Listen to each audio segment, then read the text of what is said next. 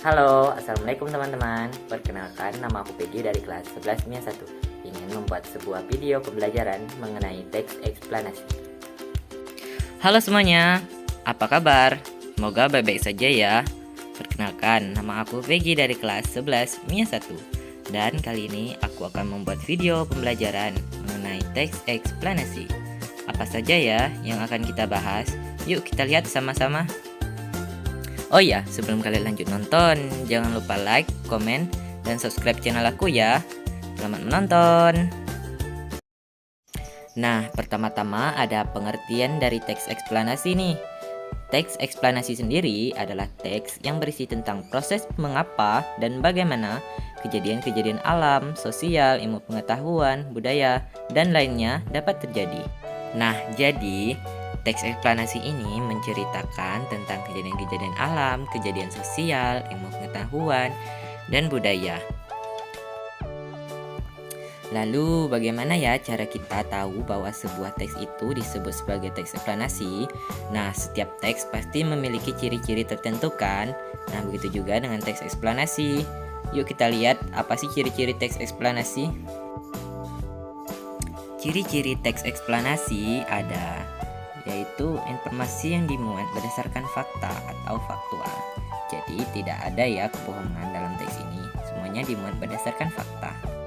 Yang kedua, hal yang dibahas yaitu suatu fenomena yang bersifat keilmuan atau berhubungan dengan ilmu pengetahuan. Yang ketiga, sifatnya informatif dan tidak berusaha memengaruhi pembaca untuk mempercayai apa yang sedang dibahas. Nah, ciri-ciri yang keempat yaitu fokus pada hal umum atau generik, bukan partisipan manusia. Contohnya ada tsunami, banjir, gempa bumi, hujan, dan bencana alam lainnya. Nah, itu dia ciri-ciri dari teks eksplanasi. Berikutnya ada struktur dari teks eksplanasi. Nah, ini dia struktur dari teks eksplanasi. Yang pertama ada identifikasi fenomena. Di bagian ini, sebuah teks eksplanasi menjelaskan tentang gambaran umum fenomena atau peristiwa alam yang akan dibahas. Struktur yang kedua ada rangkaian kejadian. Pada bagian ini dijelaskan tentang penyebab dan akibat yang ditimbulkan dari fenomena tersebut. Misalnya kita ambil teks eksplanasi yang berceritakan tentang banjir. Penyebabnya karena curah hujan yang tinggi dan akibat yang ditimbulkan adalah sungai yang meluap dan terjadilah banjir. Nah, struktur yang ketiga yaitu interpretasi. Interpretasi dalam teks eksplanasi dapat dikatakan sebagai ulasan atau penarikan kesimpulan.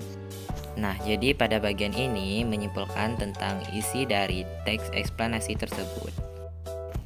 Nah, terakhir nih, kaidah kebahasaan teks eksplanasi. Setiap teks pasti memiliki kaidah kebahasaannya sendiri kan? Begitu juga dengan teks eksplanasi. Yang pertama ada menggunakan kalimat pasif. Yang kedua menggunakan konjungsi kasual dan waktu. Misalnya jika, bila, sehingga, sebelum, pertama, dan kemudian. Yang ketiga terdapat istilah ilmiah. Dan yang keempat menggunakan kata kerja material dan rasional yang bersifat informatif. Oke, itu dia pembahasan mengenai teks eksplanasi dari saya. Sekian, itu saja yang bisa saya sampaikan. Jika ada yang ingin ditanyakan, silakan bertanya di kolom komentar. See you next time. Dadah.